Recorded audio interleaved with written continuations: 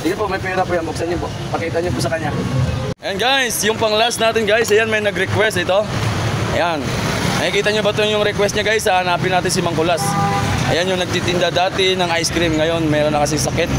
Hindi niya na kayang magtinda ng ice cream kasi meron siyang sakit guys. Kaya tara, hanapin natin si Mang Kulas. Bibigay natin to sa kanya.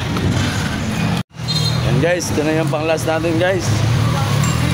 Oy, Mang Kulas! Ayan. Ay, Mang Kulas! Ayan kasi guys, kaya hindi na siya nakapagtinda ng ano.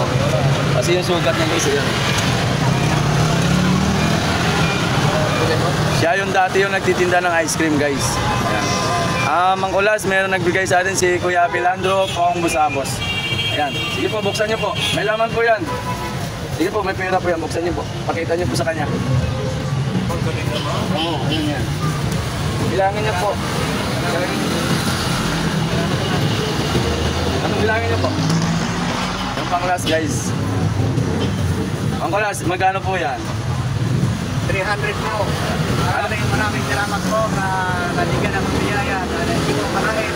At hinatiyan ko sa oras na ito na binigyan niyo ako ng gantimpala at parang pamasko na rin. Kasi ang Pasko sa Merkulis pa po.